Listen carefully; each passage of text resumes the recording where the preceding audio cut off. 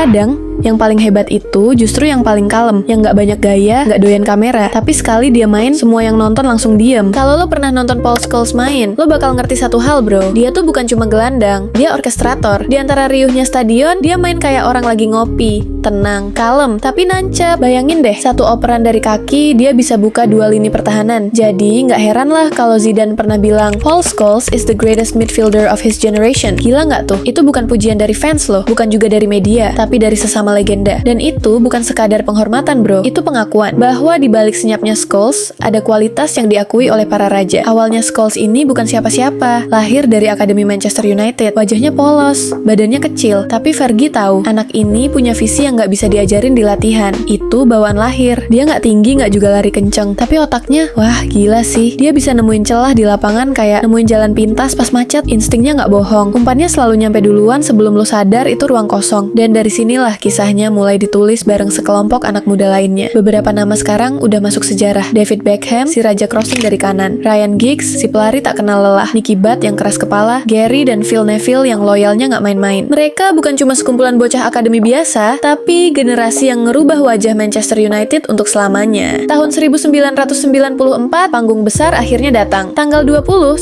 September, Scholes dikasih kesempatan turun di tim utama di ajang Piala Liga Inggris lawan Port Vale. Dan dia nggak main-main, langsung nyetak 2 gol di laga debut. Kayak bilang ke dunia, badan gue emang kecil, tapi lihat apa yang bisa gue lakuin. Dan 3 hari kemudian, dia debut di Premier League lawan Ipswich Town. Nah, dari situ pelan-pelan, Scholes menjelma dari pemain muda akademi hingga jadi nyawa di lini tengah Manchester United. Tahun berganti trofi pun berdatangan bro. Scholes bukan cuma bagian dari tim, dia bagian dari mesin kemenangan yang dibangun Sir Alex Ferguson. Lalu datanglah tahun 1999, tahun dimana semua orang ngerayain treble bersejarah, Premier League, FA Cup, dan Liga Champions. Semua disapu habis. Tapi lo tahu apa yang paling nyesek buat Scholes? Dia nggak main di final Liga Champions. Kartu kuning di semifinal lawan Juventus, yang by the way dia cetak gol juga tuh di situ. Tapi dia nggak pernah komplain, nggak pernah ngeluh. Dia rayain trofi itu dari pinggir lapangan karena buat dia badge di dada lebih penting daripada nama di punggung. Tapi gini bro, kalau ngomongin Scholes tuh emang nggak ada habisnya. Kayak ngebuka buku tua yang tiap halamannya bau sejarah, tapi nggak pernah usang. Dia bukan sekadar pemain, dia tuh simfoni yang disusun dalam senyap. Dan di antara semua bab dalam hidupnya, ada satu yang selalu diputar ulang sama pecinta bola sejati. Gol volley ke gawang Bradford tahun 2000. Gila, itu gol keren banget menurut gue. Corner pendek dari Beckham, bola dikirim pelan ke tepi kotak penalti. Orang lain mungkin kontrol dulu, mungkin nunggu momen, tapi Scholes enggak loh. Dia sambut bola itu kayak sambut takdir, langsung volley kaki kanan, tanpa pikir, tanpa ragu. Dan boom, bola meluncur kayak peluru yang tahu tujuan. Gak sekadar masuk gawang, itu gol yang masuk arsip sejarah. Net bergetar, stadion meledak. Itu bukan sekadar gol bro, itu puisi yang ditulis pakai insting. Dan dari situ, orang mulai sadar, Paul Scholes bukan cuma jago ngoper, dia juga bisa ngacak-acak langit dengan satu tendangan. Tapi yang bikin Scholes beda bukan cuma skill, dia itu misteri yang berjalan tenang, main tanpa sorotan, tapi diam-diam dihormati oleh mereka yang pernah ngerasain kerasnya lapangan. Dan di antara semua pujian yang ada, yang paling berkesan justru datang dari pria yang paling mengenalnya, Sir Alex Ferguson. Fergie nggak pernah pelit pujian buat anak ini. Di banyak kesempatan dia bilang, "What more can I say about Paul Scholes that I haven't said before? He's the best I've ever worked with." Kalimat sederhana, tapi kalau keluar dari mulut orang sekelas Ferguson, itu bukan pujian bro, itu pengakuan suci. Buat Fergie, Scholes adalah standar, patokan, barometer kualitas. Kalau dia bicara, semua orang diam. Kalau dia main, semua belajar. Scholes nggak pernah jadi pusat kamera, tapi buat Ferguson, dia adalah pusat semesta, jiwa dari tim juara. Dan seperti maestro sejati, dia mimpin orkestra tanpa perlu panggung. Tapi sehebat-hebatnya Scholes di klub, cerita di timnas Inggris nggak semanis itu. Dia main bareng generasi emas, Beckham, Gerrard, Lampard, tapi justru di situ masalahnya. Terlalu banyak bintang, terlalu banyak ego yang pengen jadi pusat orbit, dan Scholes,